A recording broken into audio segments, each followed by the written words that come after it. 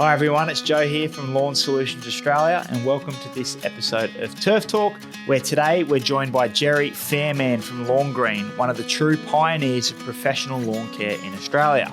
Gerry has spent more than 40 years in the industry, starting out mowing lawns and building a business that will go on to become one of Sydney's best known lawn care companies.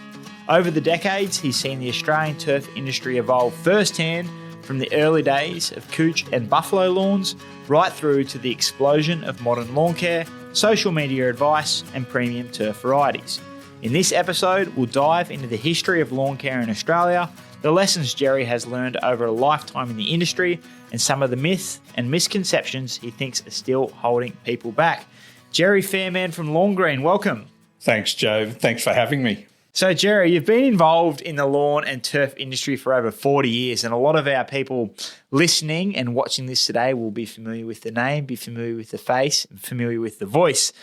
Can you take us back to how it all started for you? Absolutely, Joe. I left school, went to university. I've got a degree in surveying and tried that out without too much success because I just didn't like it. Mm-hmm. And after a stint in the Middle East working as a surveyor, I came back knowing full well I wanted to just start my own business, mowing a few lawns. So that's what we did. We started out mowing lawns for homeowners, very quickly realised that the money was in the corporate sector. We looked after a lot of sites around the Olympic Stadium, the Athletes Village. Yep. So, we looked after those sites, corporate sites, for the big landscaping firms. They had no appetite for maintenance. Yeah. But once they saw how the guys like us were making a good living out of it, then they quickly realised, this is a good thing to be in.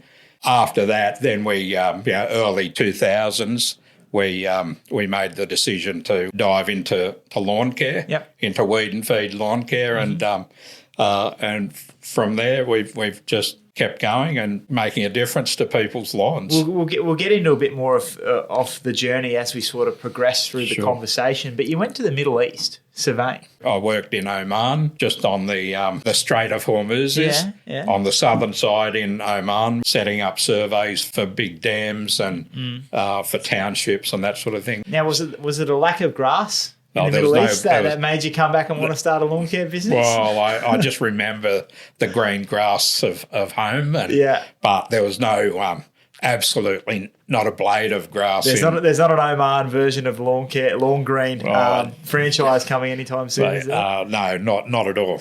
What did a lawn care and lawn mowing business actually look like in Sydney in the early days? Let's say through the 90s. What did a typical sort of lawn maintenance business look like? Did they exist? What were they sort of like? One of the businesses was called Sterling, and they were a really massive business. They might have employed 50 to 70 people. Oh wow! Even back then. Oh yeah, mate, huge. So you went from those quite large maintenance businesses.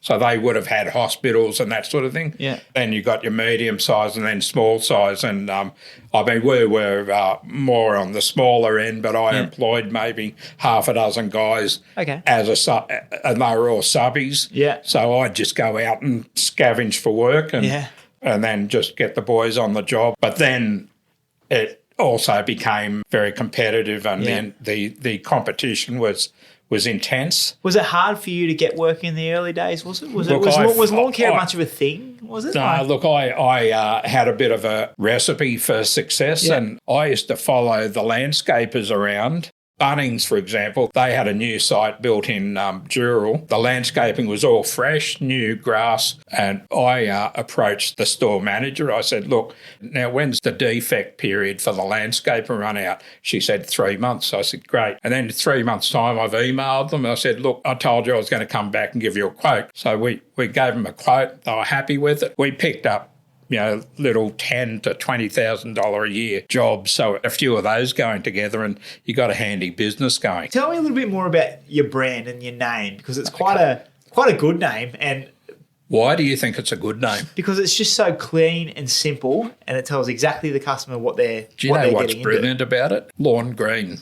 Google loves those two words for my business. So how'd you get it, and how's it available? Back in late late 80s when I started the lawn mowing and gardening. I had a shelf company trading as Lawn Green, the Bonanza Lawn and Garden Service. Right. Back in the day, like in the 60s, there was a TV show, Bonanza. I was born in 1993. Hang on, just don't offend me now. So basically, Bonanza was a cowboy show. The actor, the guy that played the father in Bonanza, his real name was Lawn Green, Lorne. Right. Green with an E. Right. Lawn Green. I'm going, Lawn Green. The Bonanza Lawn and Garden Service. It makes perfect sense to me How now. good. Yeah. Then as we progressed, I thought I needed something a bit more punchy. So really what I wanted to do is have the name Lawn Green just on its own, because Lawn Green's real punchy. But anyway, back in 1994, just before I got married. I was alive at this point too, by the way. So 1994, sorry. 1994, I've rung my solicitor and I said, mate, can you check if Lawn Green's available? Because I knew it had been unavailable previously, but then I just thought, I'd just check anyway. He goes, yeah, no, it is available. Apparently the people that owned it, well, they let it lapse. And I said, mate, sign it up. So we got Lawn Green registered as a company. And then within a year, I had all the trademarking and registrations done. And then... Now, were you one of a kind back in the day then, were you? Or there was... I am one of a kind. I knew that. I knew that. But at the end of the day, we spoke before and you've mentioned the name Eagle Lawn Care to me. Like they were one of the first, were they? And you were soon after that? Or how did that... The history is really interesting. Yeah. The birth of lawn care is attributable to Eagle. To Eagle, yeah. Right. But the interesting thing is that, and I got to know those guys pretty well because they lived nearby and I used to drop in and ask questions and just chat with them. What happened was they made a decision. Eagle Lawn Care decided to shut down the lawn care, but in the meantime, they'd been heavily invested in sanitation and fire control, and they built good businesses there, which they ended up selling and they made good money out of that. But the lawn care, they hived off to a couple of other guys, and one of them was a bloke called Greg Dolan, and he was an American guy that had worked for Barefoot Lawn Care in America, come out here to help with the Eagle Lawn Care setup. That didn't end as they would have hoped.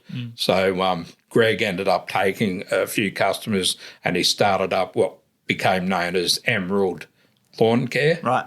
And then out of that, in the early 90s, then you had guys like Coochie Lawn Care. And then we came around 2003.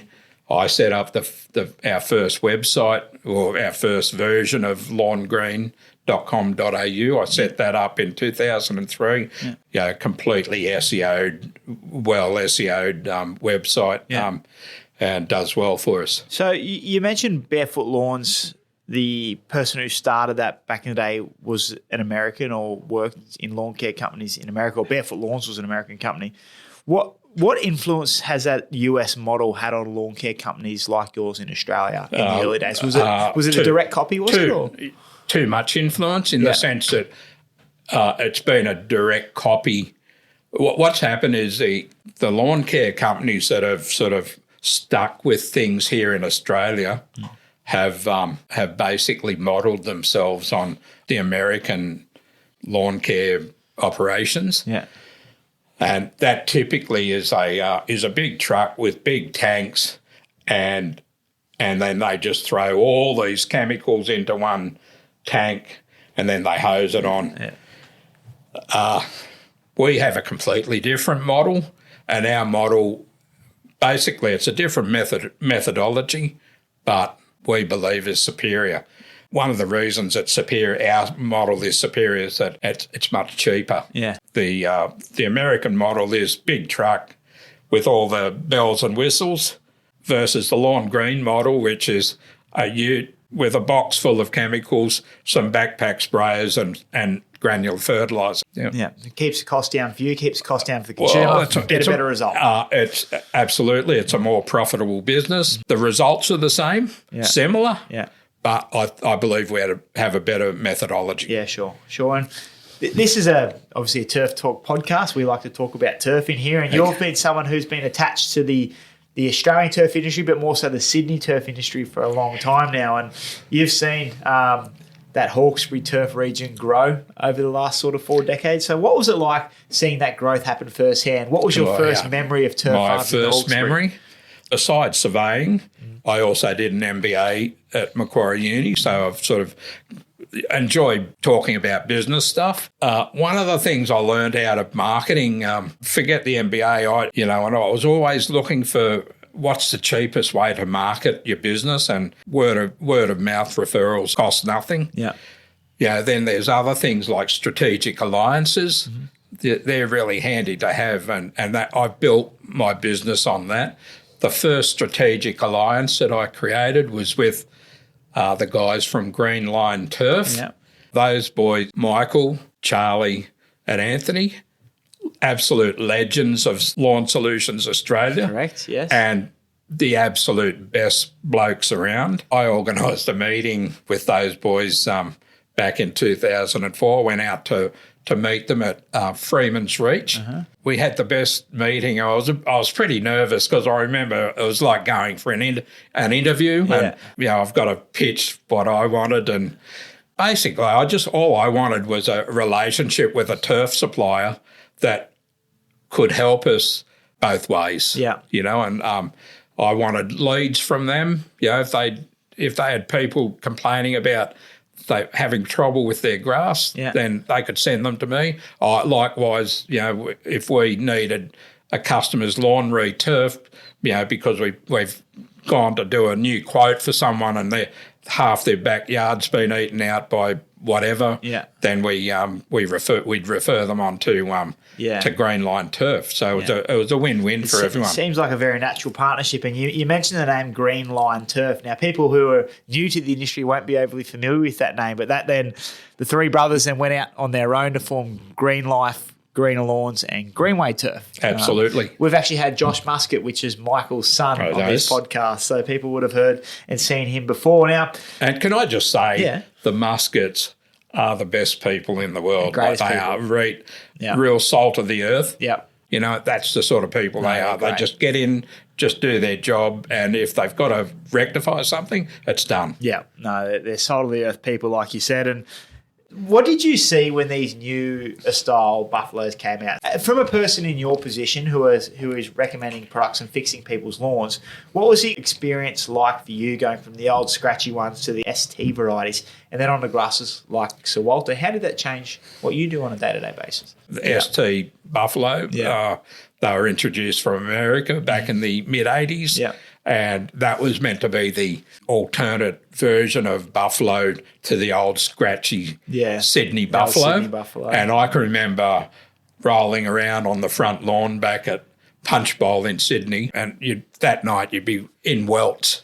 Like you'd just... So we've never experienced that, but... Well, you have not lived. Apparently I haven't. I became quickly aware of what was available in terms of buffalo varieties. The thing that really disappointed me with the ST varieties was there was two things that really stood out. One was the American ST buffalo varieties were very intolerant of the herbicides.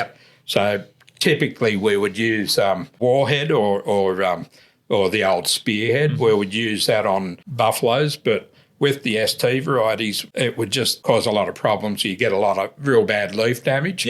So there was one was herbicide intolerance. Second was the grass root development was really stunted. So it tended to have a very short, undeveloped root system. And so consequently, your hot summers, they would cook the ST varieties and they'd go real blotchy dead patches throughout the lawn. So you noticed a big difference when a grass like Sir Walter, for example, was brought out in terms of performance with the old ST varieties? Oh, absolutely. So Walter has performed really well. Like I always tell people, like we've got basically 4 main grasses in Sydney that we worry about. There's buffalo, kikuyu, cooch and zoysia. Yeah. They all respond really well to good lawn care. Now, you like I said at the start here, you've been in this game for a long time now, and you said to me before you believe you're the oldest I think I am. the oldest living lawn care person in Sydney? Yeah, absolutely. That's a safe way to say it. Yeah. So when you talk, people generally listen, and you've been quite, I say outspoken, but you've had a strong opinion over weed and feed products and the like over the years.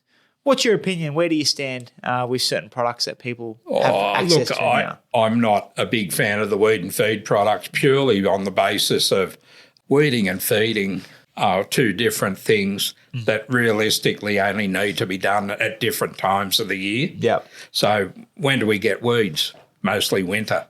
When do we feed lawns? Well, yes, it's good to feed lawns all year through, but the feeding component is wasted in winter. The point I want to get to here is with all the products that we've had over the years, and I guess this has never been more prevalent than it is now with social media and more lawn care products coming online. It's created a lot of weekend lawn experts, people that don't do this for a living, that have quite a strong opinion on lawns, and they can put something on social media regardless if it's fact or fiction, and it gets seen by a lot of people and often believed. Has misinformation become an issue in your experience in lawn care? It's not become an issue. It has been an issue for the last 40 years. Right. And it all started when, back when you were a toddler, there were things called forums. Have you heard of them? I've heard of the word before, yeah. Yeah, you heard of forums? Anyway, I can't insult you for being old. You can't insult me for being young either, okay? Anyway, I've heard of them. Yeah, so like you'd get these things called such and such a lawn forum, and they'd all these guys, weekend warriors. They think they know everything, and and then you get people who don't know much, and they're asking questions, and then people are giving advice, and it's ill-gotten advice. Back in the day of lawn forums, I've actually got screenshots. Someone saying, you can't get rid of nutgrass out of buffalo because there's nothing available. You just got to try and pull it out. Right. Or maybe hit it with a bit of Roundup. Great advice. Excellent advice. They just got no idea. Yeah. It still happens. You get guys that might have a run of 5 or 6 lawns, and they suddenly think, I'm an expert on lawns. And the growth of social media has amplified it's absolutely yelled that out. It's amplified it because you've got guys giving advice that's questionable. Yeah, it's been probably the best and worst thing that's happened to our industry. It's got a lot more people interested in their lawn, which is great, but it's really important to vet your advice. So what is your philosophy on lawn care now? So let's take your standard customer, which would be a soft leaf buffalo lawn in the suburbs of Sydney somewhere. Are you a preventative guy, or where do you stand with most products? We use pre-emergent herbicides. Yeah. And our favourite is Spectacle by Syngenta. Yep. The reason why we love Spectacle is, even though it's a milky colour, it comes out clear and it doesn't stain paving. And we have a lot of customers, especially around the harbour of Sydney, and they have beautiful paving around their pools. Then we also have the granular fertiliser, herbicides that will control your broadleaf weeds, your nut grasses and onion weeds and onion grass. Yeah. We get everything that we need to get all weeds in grasses, and the idea being that we want to be able to leave a person's lawn greener and weed-free. What's your approach to insect activity? Because that in Sydney's been quite a prevalent thing over the last few years. Your main insect problems are going to be armyworm from January through to May. We control them with bifenthrin. Then we usually apply a celiprin to stop any further outbreaks. And then the same with black beetle and curl grub, but mainly the curl grub, which does most of the damage. Yep. Looking back for you, Gerry, it's been quite an extensive career. What is it when you look back that you're most proud of from what you've built? I'm most proud of the fact that, I've been married for 31 years. I've got 6 children. Your wife Joanne's here today. They've all done well for themselves. Yeah. That's the most important thing in life. I don't measure success on how much money you got. for me, the business has been about working to live, not living to work. Mm-hmm. Yeah. That's the most important thing. Yeah. And a thing I tell my kids all the time is find something that you love doing and then you never work a day in your life. It's great advice. And I'm sure you guys are the same. You love this business. Mm-hmm. You don't. It's not like you wake up in the morning and go, oh, God, I've got to get out of bed. Yeah. But it's like, when can we start? Yeah. There's some great advice in there, and it's been a great story and a great chat. And we've had a lot of industry stalwarts on this podcast so far, and you're certainly one of those, Gerry. And it's a credit to you and your family and your business to be able to stand in this industry for 40-something. Well, look, I was 27 when I started. And there you go, 40 years. So there you go, 40 years. Whatever happens in the future, I hope it's a good thing because you well and truly deserve it. You've been a great ambassador for our industry and you've done a lot of wonderful things in this space, in the turf space, and it's a credit to you and everyone involved. And thanks for coming on today and sharing what is a truly wonderful story. Thanks very much, Joe.